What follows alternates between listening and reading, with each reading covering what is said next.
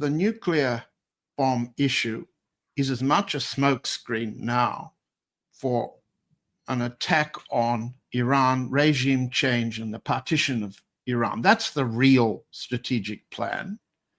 And the nuclear weapons issues a smokescreen, as weapons of mass destruction were the smokescreen that Colin Powell dishonored himself by lying at the beginning of the US attack on Saddam Hussein. And Trump isn't being mercurial about the empire. It's make the empire great again. The empire, not simply make America great again. It's mega, make the empire great again. Empire, in this case, is what Trump is trying to expand. He doesn't express it very well, but he expresses its meaning. And that's what this is about. Ultimately, regime change in Iran means the partition of Iran. That's the real empire plan. I'm going to play this clip for you of Steve Bannon and General Mike Flynn openly talking about what this is really all about. Let's listen. China, China, China. That's what I want your audience to understand. So a couple of things. Israel is fighting their war, and we are, in fact, supporting it. And it's really protecting Western civilization. Number two, we have to allow Israel to finish the job that when it does, as it is in the midst of finishing this job, and it's going to take a little bit, it will allow the United States to fully shift to focusing on China. The third thing is a positive, this is really important, a positive U.S. relationship with an Iranian regime. So whatever the regime is that rises up out of the ashes, if we have a positive relationship with that regime, that really benefits the United States of America, particularly against China, and it weakens China. Number four, a victory by Israel. It really allows us the expansion. It allows us sort of the expansion of the Abraham Accords, right? This is a signature Trump policy. Steve, you're very familiar with that. Signature Trump policy. So it allows an expansion of that. Number five, the defeat of Iran and stabilizing that region. Stabilizing, because Iran is the most destabilizing country in that region right now. Hamas, Houthis, Hezbollah, et cetera. They control all of Iraq right now, other than Kurdistan. So number six, establishing, or this victory, a victory by Israel, establishes the perception, if not the reality, of U.S. global dominance in that region.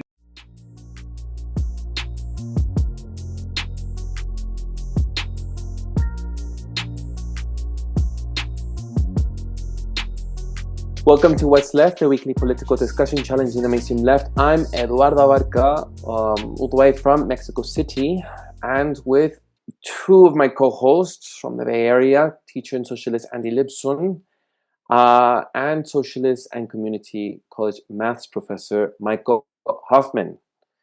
We're online at whatsleftpodcast.com. You can find that link to our site in the episode notes. You can also find my personal social media handle as @Don Eduardo Abarca. Please subscribe, rate, review, turn on your notifications, and share your favorite episode wherever you found this episode. We have merch as well. If you fancy a shirt, contact us at our site at whatsleftpodcast.com. Thank you, Andy, for always dealing with that. Kudos to Andy always. Thank you. All right, gracias. Let's get on to this topic. So, the lot has unraveled since, I would say, Friday. Andy? I'm going to start us off, but if you wouldn't mind, I'd like to remind people that I'm not actually here, as you can see from my background. I'm not in Oakland. Right. I'm in Wyoming. And I'm going to go ahead and take, since this is a family show, I'm going to take advantage of that and share a few pictures of what we've been doing. Oh my goodness, Andy. And then we can get into World War III stuff. But I personally think this stuff is what I'm showing you is more important. So Brandy, that's me, Brandy, and Kismo in Smith Rock, which I think is in Idaho. Smith Rock's in Oregon. Smith Rock's in Oregon. Oh, Brandy corrects me. Okay, so here's our fourth co-host, Brandy. Yes, exactly. Always in the background. And now this picture is actually now us in Wyoming in the Tetons. But I really liked it. We're facing the Tetons when we were in Wyoming here. This was a picture when you were seeing the alpacas. That was in Oregon, right? Yes. Yeah. So this is a picture of Brandy seeing little alpacas, and this is a cute one. So that's back in Oregon. Now this is I love this picture with Brandy and Gizmo facing the Teutons from the water, and then this was a picture we took while we ate lunch together on near the Teutons, but it was near a creek that was flowing, and it's just beautiful. And of course, this is the picture of the U.S. Navy assets in the Middle East, which was where we're really going. So I just wanted to show people all that stuff because, that's what life is about, really, anyway. And we're having a great time here, and I wanted to share that with you guys and also people who watch the show, including Michael's brother, who's a recent subscriber. Welcome, Lawrence. Welcome. Yeah, what's up, Larry? He hates being called Larry. That's why. Okay. So, we're so last week we talked about what was going on with the response of the resistance to the ice raids, and when we were recording that episode, Iran had been attacked by Israel, and there've been a lot of discussion about who's behind it. Is this Netanyahu? Does Trump know? Did he not know? Blah blah blah. I think people saw the opening segment to this episode. That pretty much frames at least my understanding of much of this, which is this is a U.S. operation with an Israeli proxy operating in the same way that Ukraine is a proxy to fight Russia. Here, U.S. or Israel is a proxy that U.S. is using to fight Iran, but really to engage Russia and really China, which was laid out by Michael Flynn. Michael Flynn is a former Trump defense guy, but he's also a neocon, as far as I can tell. And but he's being honest about what the real issue is. And if you listen to what he said in issue 6 on reason 6, he basically said, if Israel is successful, then U.S. can completely change its fortunes in the Middle East or West Asia, and really essentially make the tide turn for them in that region. And I think what John Hellman said about this is about empire building is entirely right. So I know that, Michael, you might get into this, like other people's thoughts about other people saying this is Netanyahu and things like that. You're not going to hear that from me, because Netanyahu is a sub-employee of the U.S. empire, just like Zelensky is. Although I would say Israel is a much more important piece on the puzzle than Ukraine, because it operates as a forward operating base of missiles and U.S. and an air force, the U.S. Air Force, essentially flown by Israeli pilots to go and do what they just did. But let me say something to frame this. I think people have been continuing to, there have been peace agreements, that were reached, and it seemed like Israel was no longer going to be attacking Gaza, and there were beliefs that Ukraine was, after Trump was elected, was going to go to a negotiated settlement. And no one here on this show ever thought, as far as I know, I didn't, but I don't think on this, when you've listened to What's Left, you have heard us say there will be no negotiated settlement. And when the peace agreement was reached in Israel between Gaza, it's like, that's a temporary thing. This is a pause so they can rearm and go on. Now, part of that it's related to just our understanding of capitalism. But I'm going to go back to what we said in a June episode that was titled World War III is Here. And we meant it. It's not a question of when will we enter World War III. We are in World War III. We are at the beginnings of it. So because I believe that, I know that none of these wars, all these wars, are going to expand. None of them are going to recede. They may recede momentarily, but all of them are going to break out, because this war, and we are in World War III, and that's where capitalism is at right now. And the U.S. is and we talked about strategic sequencing last week, or 2 weeks ago, and that model of the U.S. knowing that it has multiple enemies to take on and trying to figure out how to take them on one at a time. That's what they're doing, but it's not working very well. And so I want to start and say that this is a U.S. attack. At this point, the U.S. has not formally flown B-2 bombers and sent bunker busters into Iran, but that's going to be happening, and that will happen probably this weekend, which will, when you hear this, will be a week ago. But that I have no doubt that the U.S. is going to enter this militarily. They would not be putting all their naval assets around it in the way that they are unless they had some plan of directly entering in an offensive manner on this war. But mind you, I already believe they are in this war because of their supply of Israel, because of their directive of Israel and how they're using Israel. And of course, they're defending Israel against any counterattacks launched by Iran. But why are they doing that? And I guess I'll get back to this map. So I want to remind people that the Ukraine front right here that is being fought between Russia and Ukraine, which is a proxy war for the United States, goes right across the Black Sea, down here into Syria, Iraq, and Iran, and all these regions. And so, yes, these are two regions, but they represent really one region, or a combined region that most recently involved Syria, and Syria's takedown by the United States through its proxies in the region. And that was actually the most decisive victory the U.S. has had in quite some time. They had hoped to use Ukraine as their proxy, but I'm going to undo this.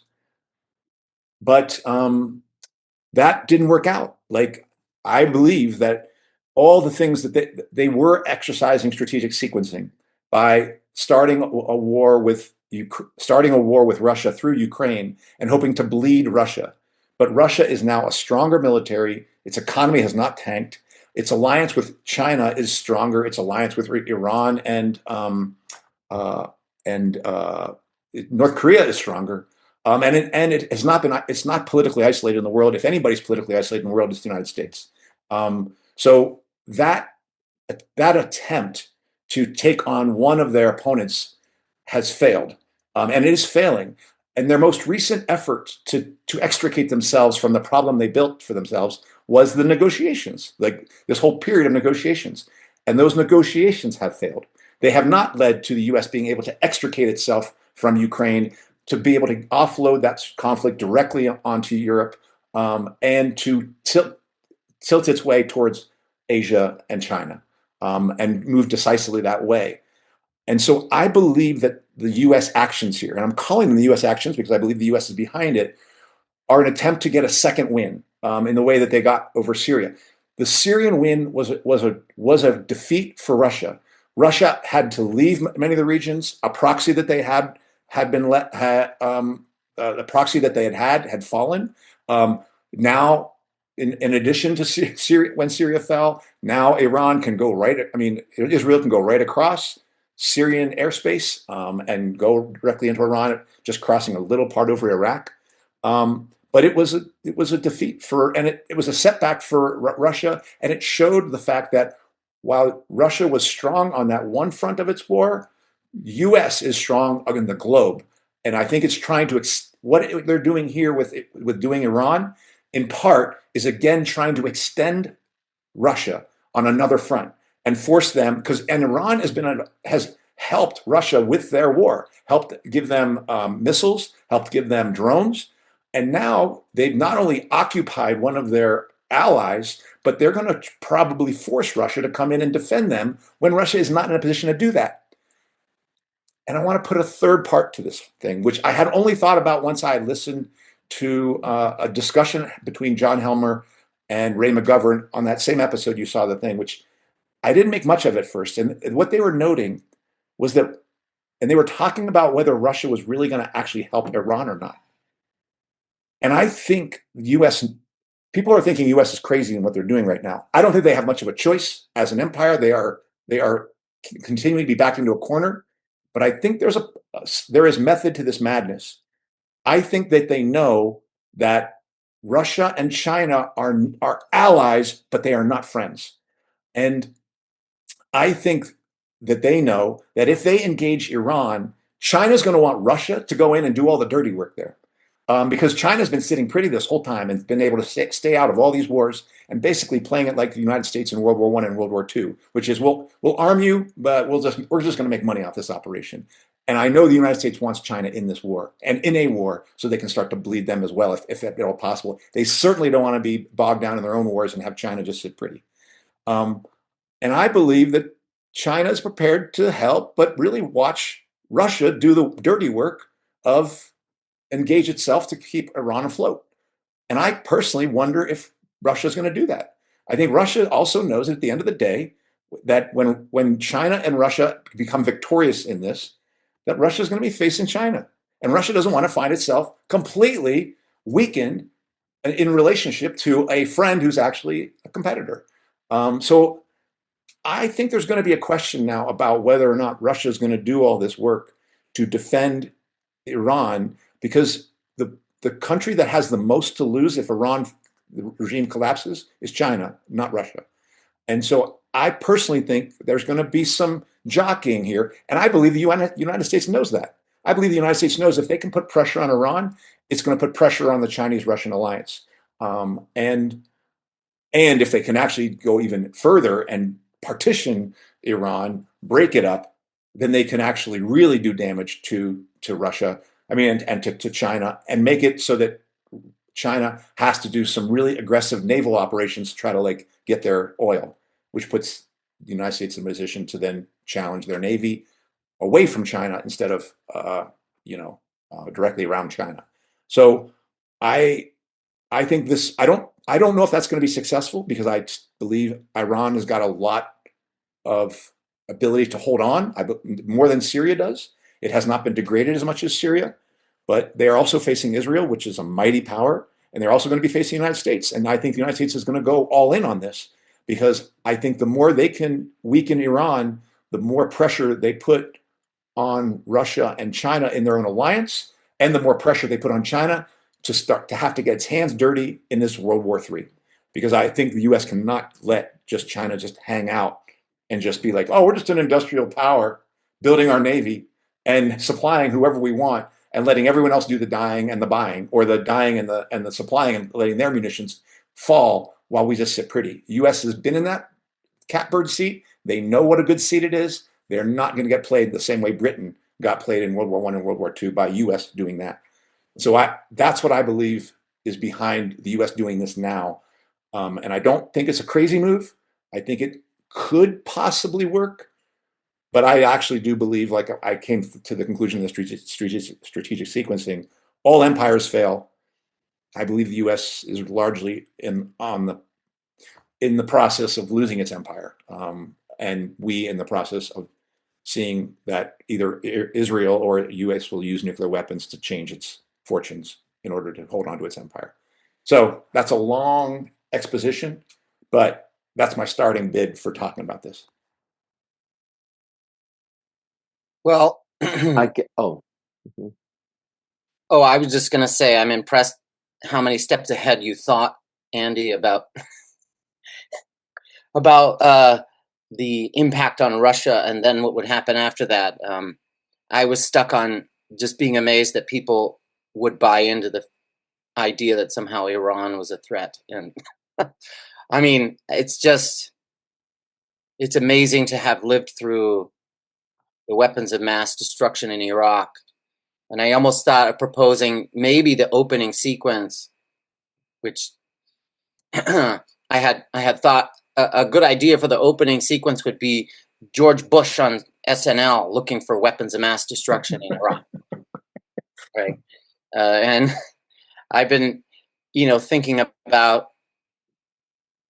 why our movements are so weak, and looking at how much people buy into this sort of how all of a sudden they're talking about how Iran is evil and Iran has an evil nuclear the Iran nuclear program is a real threat, right? So like the range of discourse, which just shows you how like bankrupt and separated from reality all of this like political chatter that people are just wrapped up in, it's completely divorced from actual policy. Like it has nothing to do with what people at the top actually decide to do, right? So you have all of a sudden, on the right, you've got Iran is a threat, and there's a threat to America, right? They want to have a nuclear program, and they lead rallies that say "Death to America," right? And then even like the progressive Democrats are basically like, "Don't let Netanyahu drag us into this war," right? And that's so like on one side it's like, yes, this is good. Israel is good. We're Western civilization, and on the other side it's like Israel is the crazy one, right? We shouldn't be following Israel, So that idea that there's somehow a gap between Israel's interests and that the U.S. is a proxy of Israel. Right. Yeah. Yeah. There's a narrative that completely reverses the actual material reality. The material reality is every single thing that Israel does would not be possible without direct funding and direct military aid from the United States. And therefore, we know you have a very concrete lever that a U.S. administration could say, no, don't do that. Right. So it is unfathomable that given the level of investment that the U.S. makes, right? And remember, we're in capitalism, so let's talk about it like we're capitalists. The U.S. has invested heavily in Israel. Why?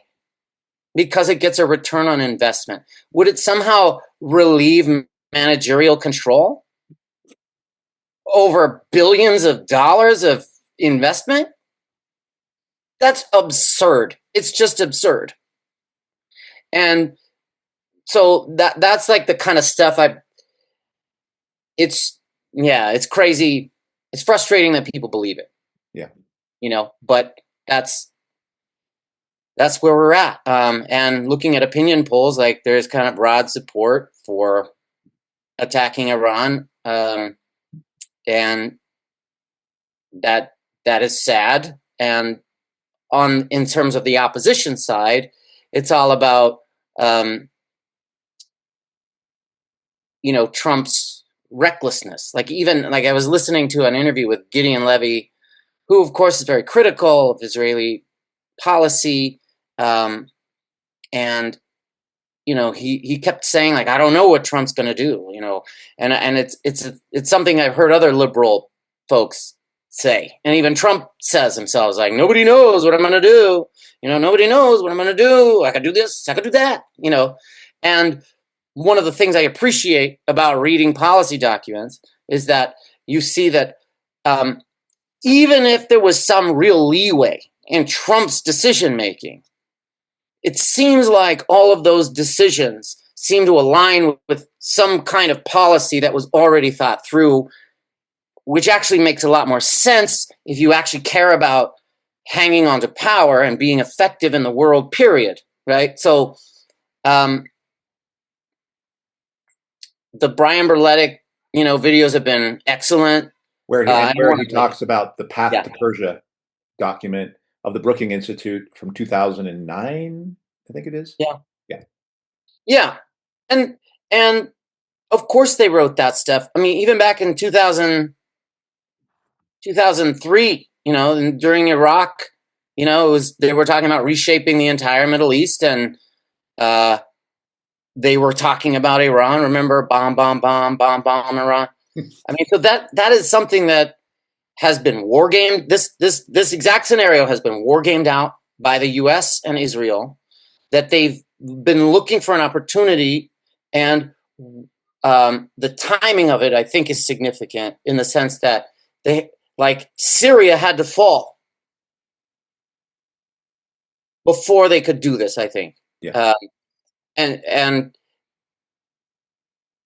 there's talk of like it's also Trump is a sort of is a particularly pro-Israel president. That was a narrative I heard. Like that's why they could do it now. But I think the reason why they could do it now is because Syria fell, and now they can actually, I think, implement almost the same kind of strategy towards Iran that they did to Syria. And I think that is actually super depressing to think about because, for a while, at least I was like I'm not for I would hope there would be, a liberation movement within Iran and overthrow the ruling class of Iran, right? But at least it wasn't being actively destroyed before, you know. So the human toll of a place like Iran, I don't know, it's upsetting. Just the level of destruction and misery that they're going to cause, and that they might get away with it. I mean, that's a thought I had. It struck me watching this footage of there was a woman in a hijab doing like a newscaster in Iran, and then like the bombs hit while she's broadcasting, and something about that just made me feel like, oh, they might win. Like they might take down Iran. It would take a long time, but I feel like it may be possible for them to destroy Iran like they destroyed Syria, which is really upsetting. And I don't know what to say. Looking at the news, and I was seeing that Israel had publicly denied attacking Iran's operational nuclear reactors. I think it's Bushehr nuclear power plant in its recent strikes. And then there was the Israeli military spokesperson mistakenly claimed that the Bushehr facility, home to Iran's only operational nuclear reactor, had been targeted. And then later they denied it. I mean, I think that's, when I think of World War III, is what gives me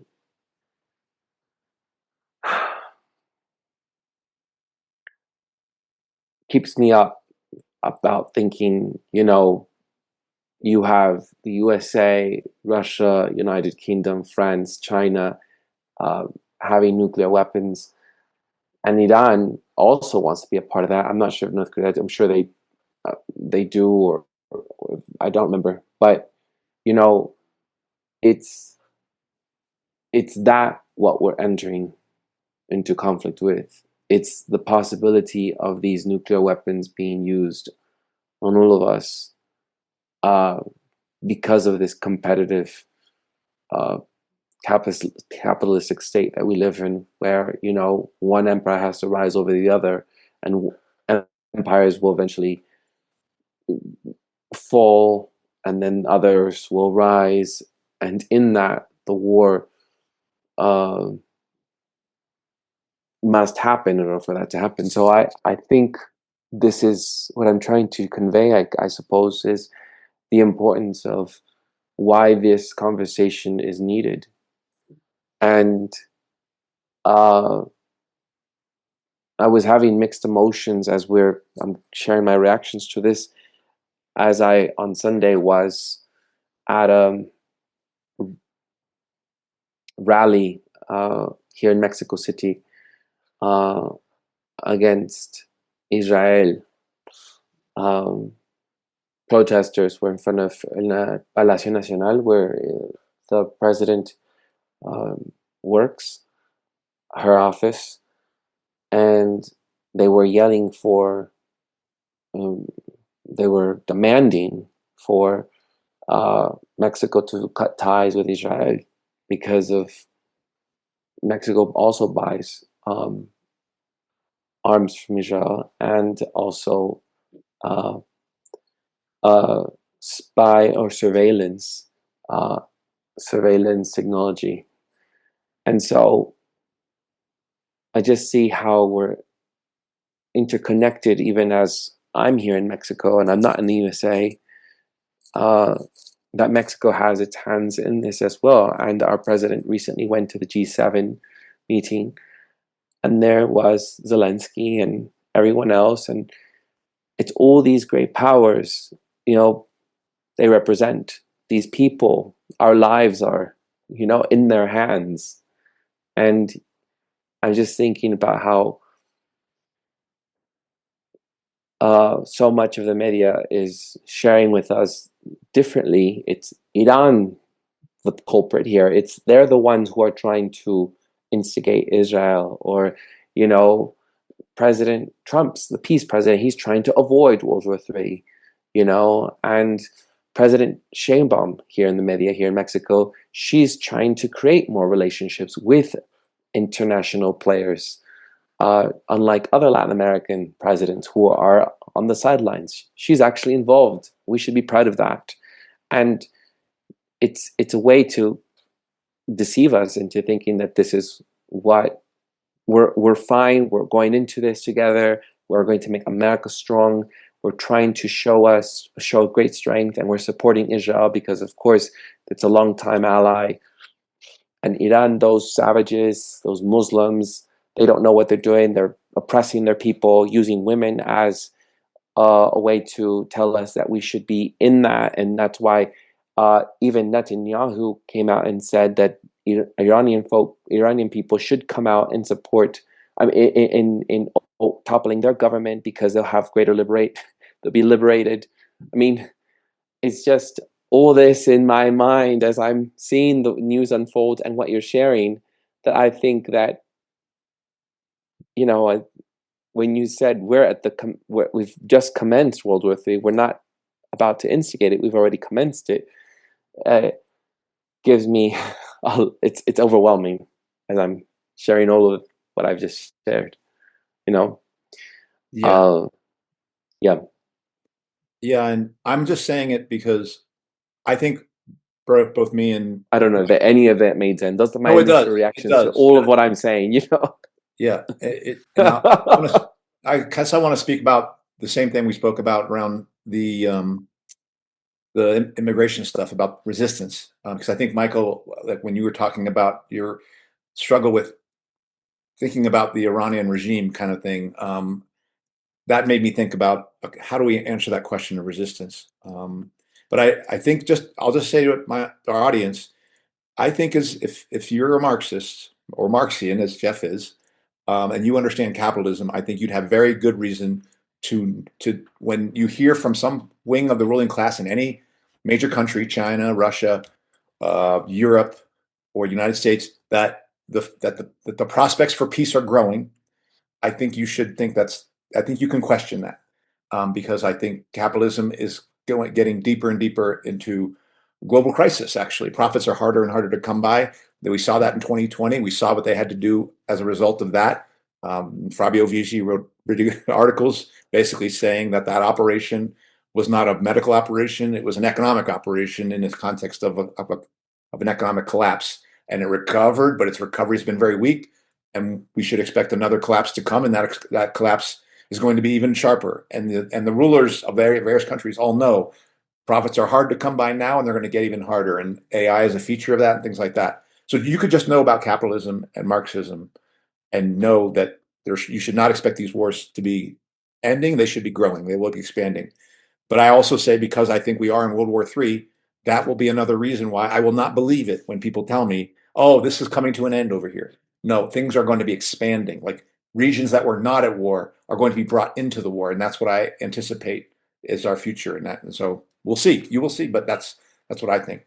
So what does that mean for us? And I think so.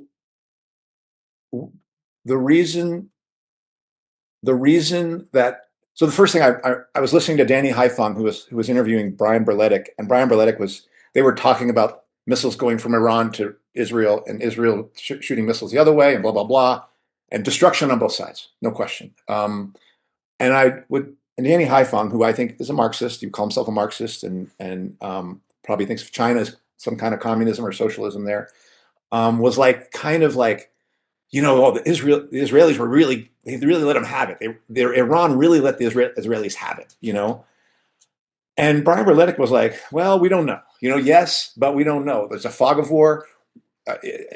There's reports of Iran or Israel now having air superiority over the entire region. They've even talked about air supremacy, which basically means we're free flying. There are reports that a lot of Iranian missiles, things that they used to shoot the missiles, were being destroyed. So that one of the reasons for why the number of missiles being shot. Okay, one of the reasons the missiles being shot are shooting less missiles is because they don't have as many ways to shoot them. They've got missile supply, but they can't shoot them as much. And then there's other people who are saying, like, no, Iran is just rope-a-doping, playing, taking the first few punches, and they're going to be leveling hits the other way. And I don't take really any not pleasure. I'm not happy about hearing Israel being destroyed or Iran being destroyed or any of that stuff. It's like that doesn't give me some kind of like, oh, good. I am going to say that the U.S. losing this war does make me happy. That if B-2 bombers get shot down, and when U.S. assets are destroyed, and I guess you could say that F-35s being flown by Israel are U.S. assets, but I'm kind of tired of just thinking about their proxies. I think for those of us who need a revolution here, so the context for the possibility of revolution is the possibility of revolution here in the United States is all around the idea of the U.S. losing a war, and that creates an opportunity for us. Now, personally, I don't know if we're in a position to take advantage of that opportunity, and I don't know if we're in a position to even grow much out of that. But if you want a revolution in the United States, then it requires, or it doesn't, a U.S. military defeat anywhere is going to help the prospects for those of us who want to make revolution here. And a U.S. military victory anywhere makes that harder. And so I welcome the victory being taken out of the hands of the United States in any way, including its proxies. But I really welcome the idea of the U.S. having its planes destroyed, its troops figuring out that they should not be fighting that war, that they need to be turning their weapons on their own officers. And unfortunately, that usually means that, as it meant in Vietnam, it means they will have to take their own losses first, because troops don't usually kill their own officers until they themselves are facing a lot of hardship. So that's the kind of, those are the conditions that are going to make it possible for us to make the kind of change that might allow us to escape nuclear war. Right? That might. And as Marjorie has said, she believes that if working class struggle got large enough here, the U.S. would just loose the nukes anyway, which I don't know. Maybe they would. But the only way I see us exiting a nuclear inferno for the globe is revolution. And some of the steps that are going to need to happen are U.S. defeats. Yes, defeats of their proxies, but because I do believe the U.S. is going to enter this war, it will be a step forward for international revolution and the prospects for the U.S. revolution, for every loss the U.S. takes in that war. It is not something to be, in my opinion, it's not something to be mourned. What should be mourned is we didn't have an anti-war movement that stopped that in the first place. But if we don't have an anti-war movement that stops the U.S. from entering the war, then there must be losses, and there must be heavy losses on the U.S. side to make it possible for us to change things here. So I just want to say that as a framework for, in the same way that the resistance of people against people being snatched in Home Depot is real resistance, and the No Kings demonstration is fake resistance. If there's going to be real anti-war resistance, I think it's going to probably have to recover itself on the context of a U.S. empire that is finding itself being militarily throttled somewhere. The thing that's making me sad is I don't see the military defeats coming. Like they keep winning. Yeah, actually. and I just wanted to say, like, we will see, because one of the theories for people who are hoping that, again, there's these multipolar people like Brian Berletic who kind of think that Russia and China are going to get us out of this by defeating the United States, and that's not going to happen. That does not get us out of this. A U.S. defeat without a revolution in U.S. or Russia or China does not get us out of this. They think that maybe Iran is holding its forces in reserve to actually, do two things. One, take out that they're actually not shooting down Israeli planes with the idea that they're going to strike against U.S. forces when they come in, and two, that they will be striking heavily against U.S. bases around the region, because there's lots of U.S. bases in the West Asia or Middle East, and we will or we won't see that. But those are some of the theories for people who are hoping that Iran or Russia or China are going to make our revolution for us by defeating the U.S. empire. And I think we'll see. There's two different tracks I want to go on. One is about being critical of media now and how to read it, but the other one was about people who, like Scott Ritter, who was like, Israel's on its way out, Israel's going to collapse, and there was a whole swath of the left that thought, oh yes, there's a, things have changed fundamentally. And basically that all went out the window when Syria fell. And so people overstating the instability of the U.S. empire has been a major theme. I really appreciated hearing someone who's not openly a Marxist say that, Israel is a tentacle. Mm-hmm. I mean, he went in the last video, he's like, Israel is a tentacle of the U.S. octopus, and therefore, if Iran is really going to confront Israel, they have to actually confront the entirety of the U.S. And he was coming from a very, practical, almost material point of view of how arms are produced and how war is made. And when you think about that, the strength of the U.S. empire has a long way to go till it's really degraded to the point where we're talking about military losses. But it does seem like they overestimated their ability to take down Putin, and now but then the fall of Syria was a great blow to Russia, like you were saying. And so I guess,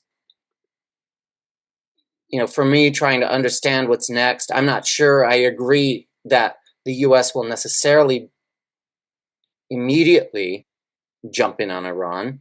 It wouldn't. There's reasons why that makes sense. But I do know that if Trump has said, basically, I'm going to give a 2-week window. When you give a 2-week window to Israel, what I think that means is you're going to drastically change facts on the ground and try and distance yourself from it, and then look at the new reality and say, well, so I think Israel is going to continue to target the regime, right? So I guess the other thing that's kind of clear from the war strategy, like who is Israel targeting? It's, this talk of like the nuclear program is just a pretext, right? Like all of the U.S. intelligence leading up to this point was like, actually, they're not trying to build a bomb. At least it's not obvious they're trying to build a bomb. At one point, in response to some aggression, they got to 60% with some stuff, and then, the idea is that they were going to bargain all their centrifuge technology away. And clearly Iran has actually been the one that has had a lot of restraint, has basically tried to use diplomacy and playing by the rules, and has tried to use its, build relationships so that it didn't have to have a bomb. But now, they should have built a bomb. I'm like, if they had nuclear weapons right now, would this be happening? I don't know. And so it reminds me of like the Sparts, the people we used to call ultra left at the anti-war rally with the big sign that said Iran needs nukes. And I'm kind of like, well,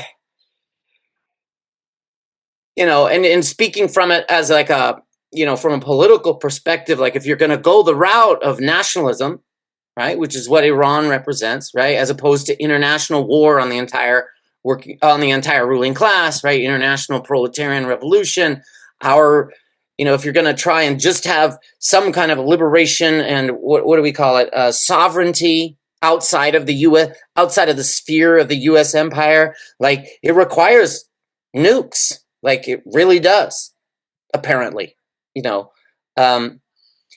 What I wanted to speak to, though, was the major breach that must have occurred in the intelligence within Iran for their opening salvo to essentially be a major assassination of top leaders and scientists.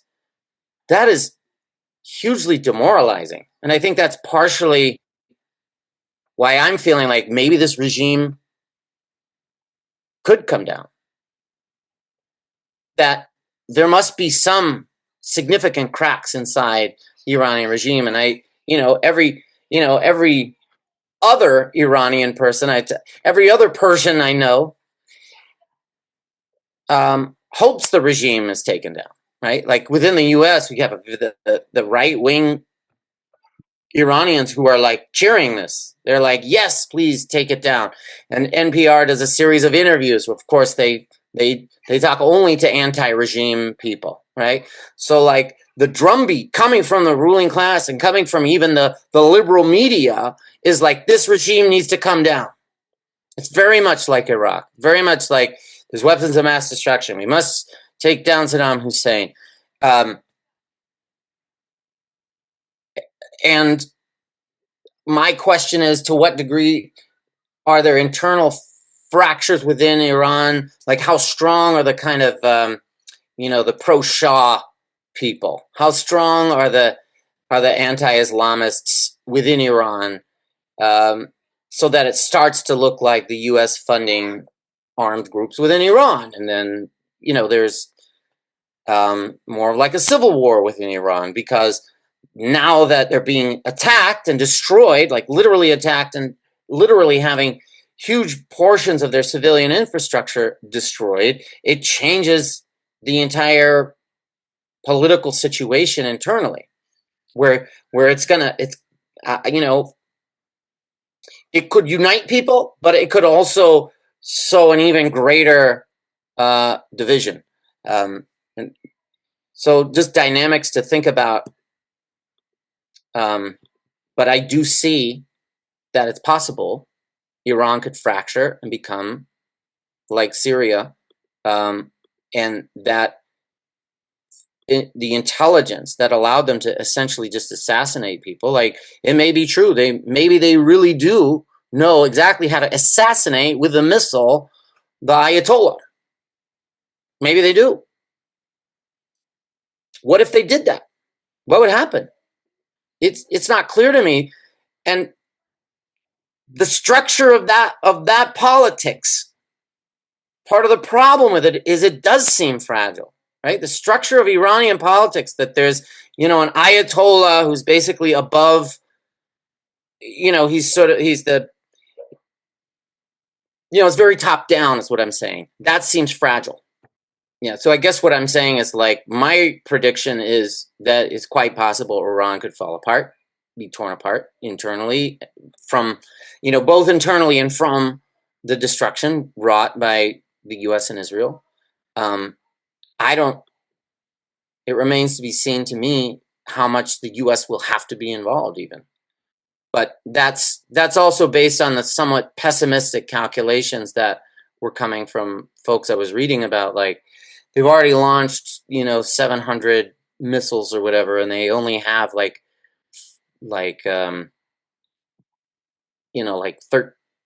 was less than 10,000 more missiles to launch at Israel. I mean, that doesn't seem like much, and it does sound like we're hearing reports that essentially the air defense has collapsed around Iran. So like Iran is kind of like not able to shoot down. It's not able to shoot down Israeli planes. Like, at least I have not heard any reports of the Israeli planes being shot down. Have you? Iran claimed but provided no proof. And before we were like, Iran has an air force, and Iran has all this stuff, and I don't see it, but I don't know if that's the information, if that's because of control of information, or if it's like they really are much weaker than they seemed. And it remains to be seen how much Russia can even come to their aid, or if China would even help them. Andy, I just want some clarification. I'm struck by what you said, and I'm always trying to figure out what does a movement need, and if the USA is distracted by what is happening in international affairs, and there's a working class movement that is rising in the USA, is that the possibility because of where it's distracted? Is it possible do you think that in history that has allowed for a revolution to come forth? Is that? Yeah, I mean, and I would not describe this war as a distraction. I would describe it as an expression of capitalist crisis, the problems that capitalists find themselves in regarding profits and claiming of resources. If that problem that the capitalist faces has an internal expression that we talked about when we talked about the ICE crackdown. People think that's border control. Border control is about internal working class control. So the crackdown on the working class at home is connected to the crackdown on workers and countries abroad. So though it's not a distraction, it's not like one is a real war and the other one's a fake war. Global capitalism is a war system. It's a competitive system, and when the capitalists are losing, so when capitalists are losing the war abroad, that can create the conditions in which the working class at home can find openings to challenge them more. And the one that's most famous is, for me at least, is Portugal, when they were losing their colony in Africa in 1975. And I remember people saying like, and during that time, the number one book bestseller in Portugal that year, when Portugal's army was being throttled in Africa and they were all coming home in defeat, was State and Revolution by Lenin. That's in Portugal, a Western country. So doesn't prove any like that. But I think there's a relationship between that happening. But it doesn't happen just doesn't happen automatically.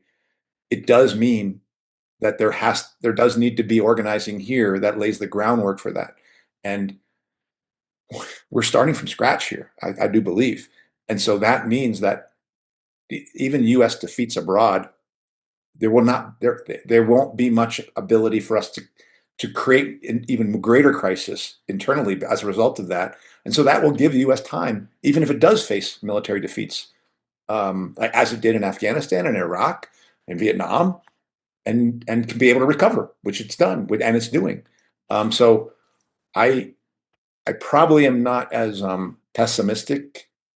It's not, and pessimism around what Iran will do or China do or Russia do, not that important. We're going to find out. Like, it will be played out, and the fog of war is so hard, and lies in the media on both sides. We can't tell sometimes. So I think we're going to find in the doing.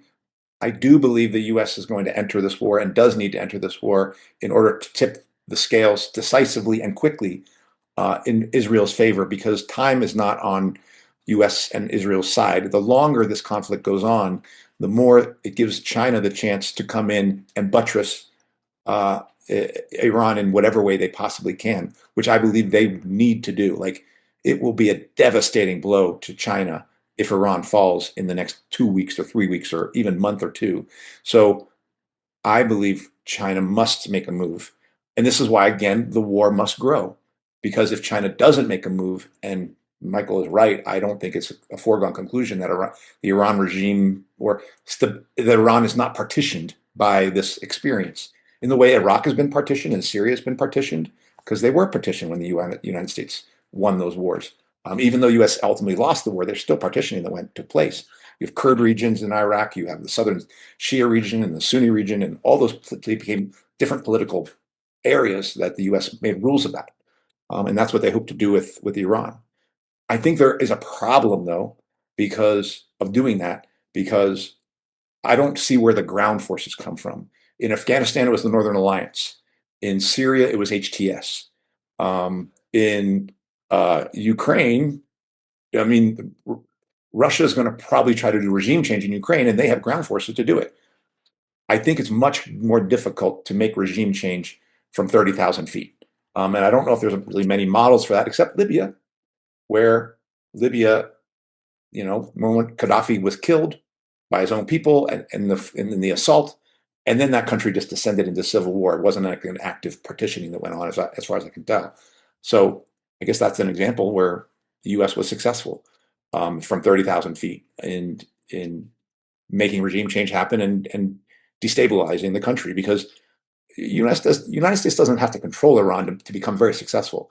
They just have to level it and destroy it. And as Mike Flynn said, from the ashes, and ashes mean destroy it, whatever leadership emerges is going to be leadership that China does not have a relationship with, because China has spent years developing a relationship with the Iranian regimes and has a deep relationship with them and has deep hopes of making Iran its proxy in West Asia. And if it doesn't, and U.S. proxy wins, then that's going to be a giant victory for U.S. and a big step forward for being able to keep China contained.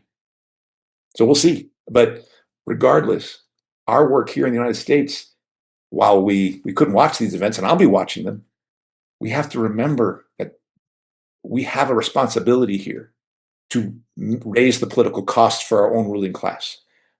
And people should be asking yourself, what am I part of right now that might be raising the political cost for my own ruling class? Because it's very, it's small ball right now. But we're trying to start here and make that bigger. That's what we have to be doing.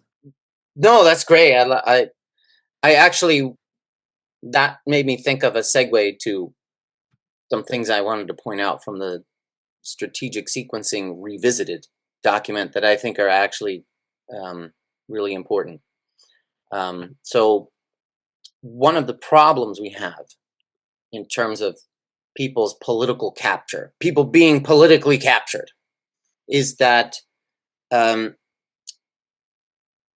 people think there's sort of a bunch of separate issues we can make progress on, right? Like this is something reformists, talk about, like, oh, on this issue, maybe we can, like education is somehow separate from, any, it's somehow separate from just like voting rights, or is somehow separate from social spending in general, right? Like people feel like maybe if we just focus on this issue, we can make progress on that. And maybe if we, make progress on this or that issue, right? And I, I think it's really important for folks to understand that that is not how the Pentagon thinks about it.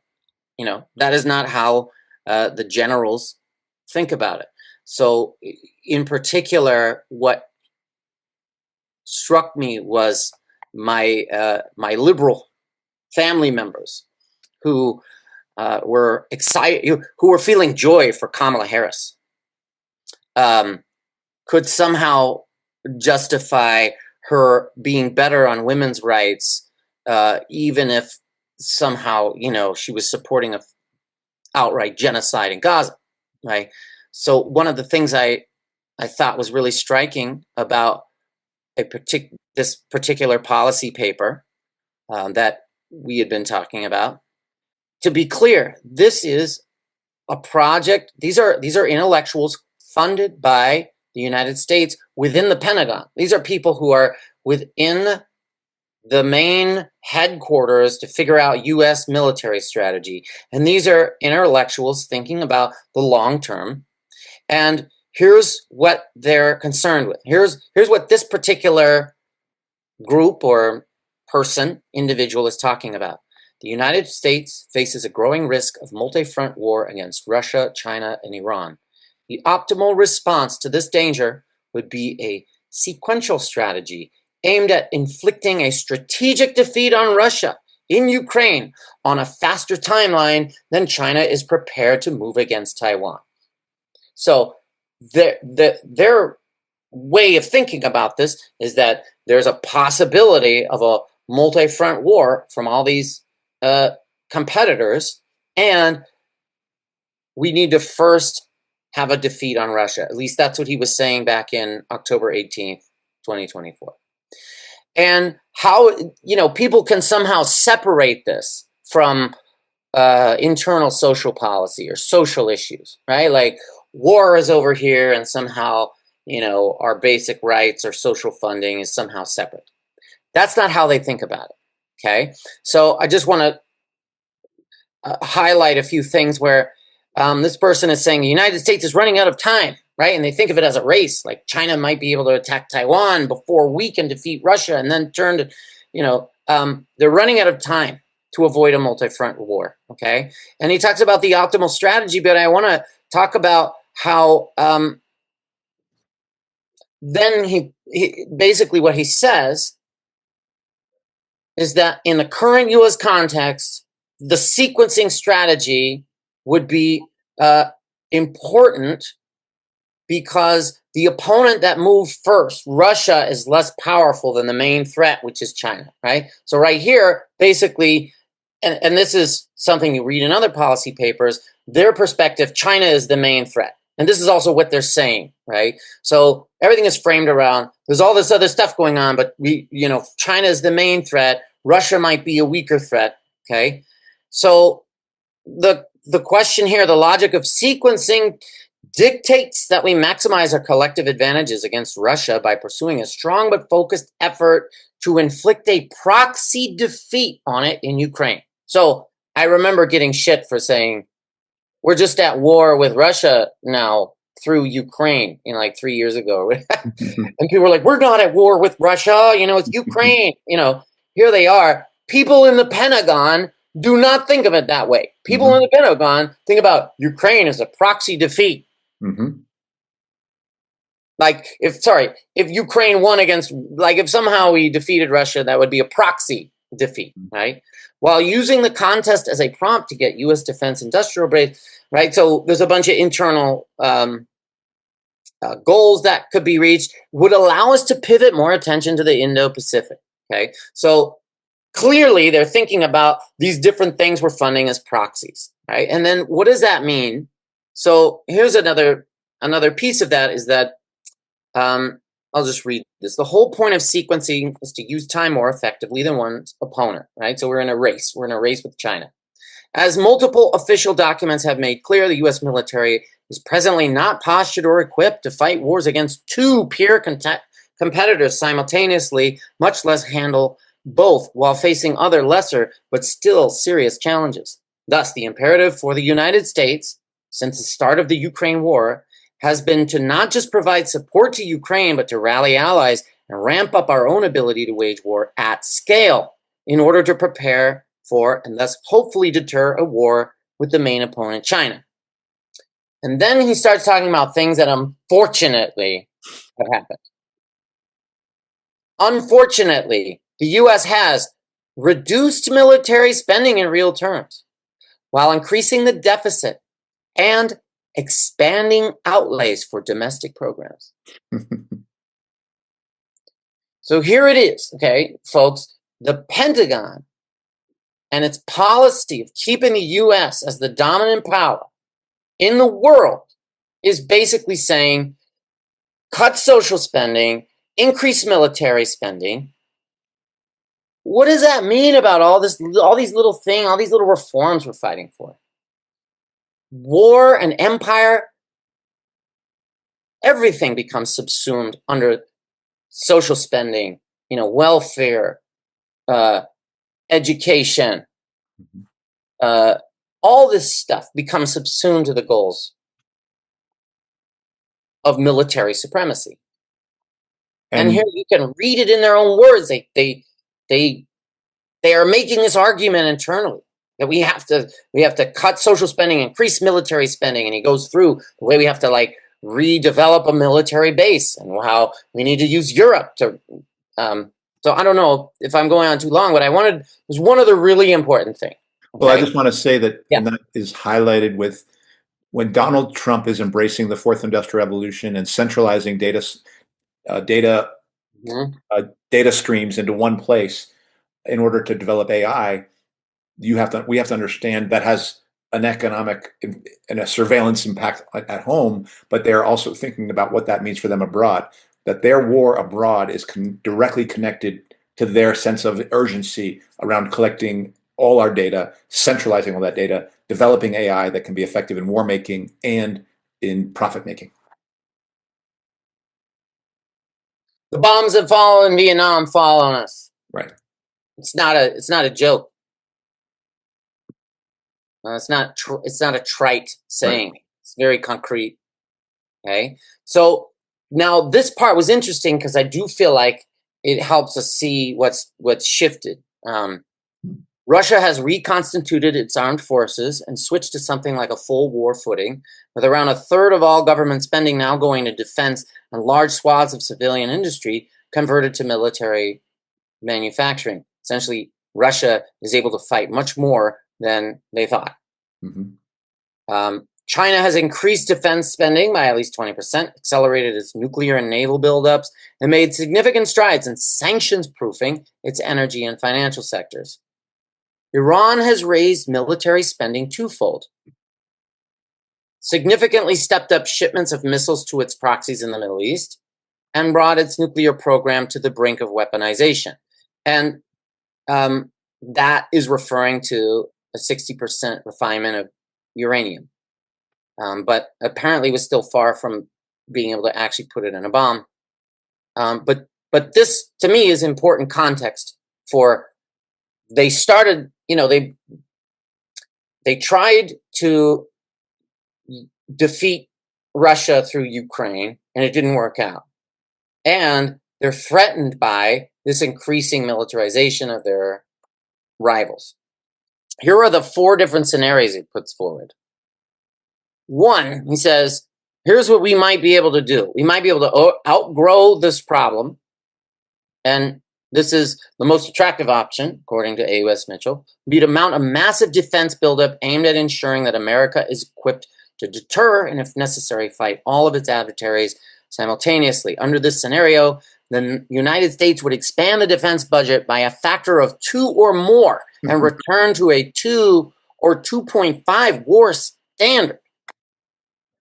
The reason, I will keep reading, the reason this approach hasn't already been attempted is that it generates trade-offs that are politically and financially difficult. National debt levels are already higher. And this is an important one. Significant increases in military spending would require some combination of decreases to social program and increased taxes, both of which are hard politically. The next option he's talking about is prioritizing Asia, which I feel like that this is something that they have been carrying out. A reorientation of U.S. military resources to the Indo-Pacific might have the added benefit of prompting Europeans to take greater responsibility for conventional defense in the region. And this has been exactly what Hegseth has been doing, right? That they actually have done. And then this is the one that I thought was interesting that I wanted to talk about. A third option discussed in some circles would be to try to mitigate the multi-front dilemma by launching a military attack against Iran. Now, what he says next, it seems like a slightly different context. But he says the idea would be to take decisive action against the weakest of America's large opponents, thereby alleviating the pressure on one imperiled ally, Israel, and freeing up bandwidth for other theaters. Do we feel like, and honestly, I'm going to say that the turn inward one is what people like Tucker Carlson are putting forward. Right, so the right-wing populism is about this turn inward strategy, which is basically, disengage, focus on, building up the internal military and economic base of the United States before engaging further. But I don't know, I wanted to know what you thought about this, because I do think, in a way, this seems familiar. Like they've launched they've launched an attack against Iran, and Iran, in a way, was vulnerable, especially after the fall of Syria and the destruction of its proxies. But I don't know. I wanted to hear what you thought. Do you feel like they're trying to? Want to stop sharing? Yeah. Oh, I'm sorry. Yeah. Well, first of all, I do think this is offensive sequencing, but I think it is trying to. It's a part of the offensive sequencing, and it's related to that first goal of trying to. No, the second goal they said of trying to get something on Russia, and I think they're trying to do kind of both in that regard, like trying to put pressure on Russia, trying to get some kind of victory against Russia that will make it more likely that Russia will be more compliant at the negotiating table than they have been, so that the U.S. can tilt towards Asia.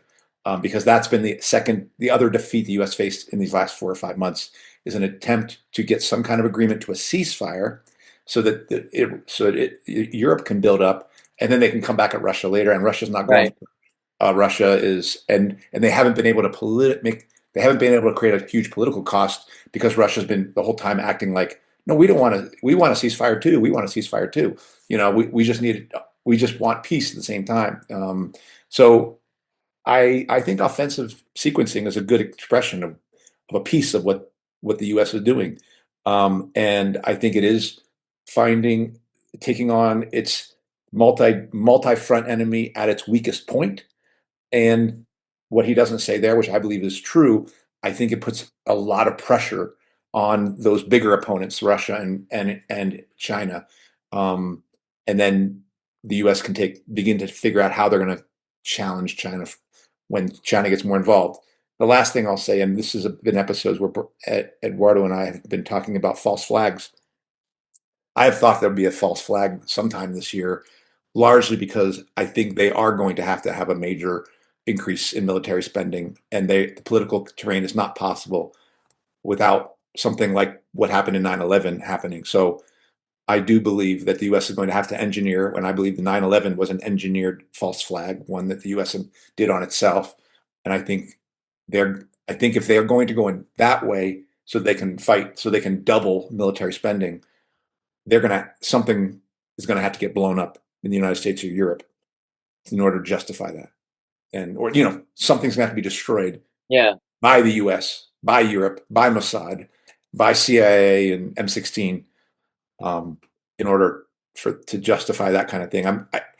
Apparently we're not there yet, but again, each time, if this doesn't work, if what U.S. doesn't work, if what U.S. is trying to do in Iran, which I do believe is a version of offensive sequencing, then it just creates more likelihood that they're going to have to go to plan B and C. And that number one of massive increase in spending, they're going to have to figure out how to politically make that happen. And that's not going to happen because some Donald Trump's going to come along. Events in the world are going to make that happen, not because Trump has actually lost a lot of political capital with his base as a result of what he's doing. Not enough, but some. So, that's what I think about that. But I do think the kinds of things put forward by A. Wes Mitchell and Eldridge Colby, who's kind of part of that as well, are the kinds of discussions that are happening behind the scenes. I was just going to add that I think that even though the political base might be anti-war, it seems like, or they would like to stay out of foreign affairs, that the people in Trump's cabinet are not so. They are so aggressive on foreign policy stances. I think about Marco Rubio and his campaign against China constantly, and Mike Waltz and John Radcliffe. I have them here. Elise Stefanik, Stephen Witkoff. I mean, these are folks that have desired to go on the offense, to go out and be there on the court. And so when you said right now, if well, he might have lost his political base. This was already in the making, since the people that he had recruited have been so hawkish in trying to support for aggressive policies in the Middle East or with China or Russia. And just to say that for the ruling class of the United States, it doesn't matter if Trump loses his political base. The Democrats, through things like No Kings, are regaining that base, are regaining a base. So it's like, okay, cool. We got this guy who we've faked an assassination for. He's the president now. He's going to get all this stuff done. He's going to go down in the polls. But here come people back to the Democratic Party to like try to fight Trump and blah, blah, blah. And the ruling class is like, I'm not worried about Trump falling. And Trump's not worried about Trump falling because they all know they're all going to land on safe little beds at the end of the day. I mean, some people like Epstein, they take out some folks like that, but by and large, the ruling class is not worried about Trump losing his base. And oh no, they're not going to be able to do stuff. Trump, Right. This is his last time in president. All the ruling class has to worry about is does a section of the base get refueled over there under the Democratic Party? Because we'll come back around and attack China or Russia or Iran with the Democrats. And so as long as they can play that game back and forth, it's all good. Yeah. Yeah. And even if, I mean, and to say that the left or the right, the conventional left or right, would be better off if it's not, because even if you look at, I would mention the G7, those countries, some of them have more of a left-leaning democracies. I'm quoting here, I'm not really democracies, but they've all stood in solidarity and influence global policy despite internal divisions regarding their stance on Russia and the Middle East. But it's Japan and Italy and the United Kingdom, the European Union. They're all going to back up anything that is also the USA's stance on going abroad, and they're allies of Israel. Yeah, and just remember this: all presidents, Republican or Democrats, fight wars. Mm-hmm. Democrats fight world wars. Woodrow Wilson, FDR, you want to fight a world war? Get yourself a Democrat. Yeah. Yeah, and the beauty, the elegance of the two-party system in the United States. It's like you let them take the heat for a while, and you just trade off. Then they take the heat. They pretend to have beef. Yeah. I wanted to correct something I had said earlier, because I said there was large support for the U.S. involvement in the Iran war, and actually it's 60%, and certain polls were opposed to the U.S. military getting involved with Iran. It was a large majority, though, did think, or 70% believing Iran's nuclear program poses an immediate serious threat. Right. So it was that they've won largely the war of, oh, weird, recognize my hand motion. That's AI doing its crazy nonsense. They've won the demonization of Iran has been effective. Right? This idea that somehow they're a threat to us, even though there's no evidence. Like, Iran has never attacked any of its neighbors. It has only ever launched any attack in response to like direct provocation by Israel, essentially. So there's zero precedent to be concerned about Iran attacking us. Like, even much less even than Iraq, and even there was nothing. But people are, but people believe it. Mm-hmm. I think this is a good place for us to conclude. Yeah. Don't believe it. No, I mean, but like you said, we've been down this road before with lies, and they're lying to you again. And your biggest enemies are at home. Mm-hmm. Especially Those of us in the United States. These news. Thank you, Andy, for always being a gloomer doomer. All It was right. pretty gloomy today too. Michael helped me out. It's been gloomy out here. I think the Empire might just win and have another few decades of, superpower We're gonna status. see. We're gonna see. I mean, I don't know. I don't think it will quite work that way, but we're gonna see. All right. Well, that does it for this week's episode. What's Left is a weekly political podcast / channel challenging the mainstream left to post information about our topics and our guests on the episode notes wherever you found this episode or on our blog on at what'sleftpodcast.com. You can find past episodes to this podcast / channel there and connect with us. I mind, folks, goodness, I have marbles in my mouth. If you like anything you've heard here, please subscribe, rate, review, turn on your notifications to any of our platforms on the Spotify, iTunes, Podcast, BitChute, Odyssey, YouTube, Rumble, or Telegram.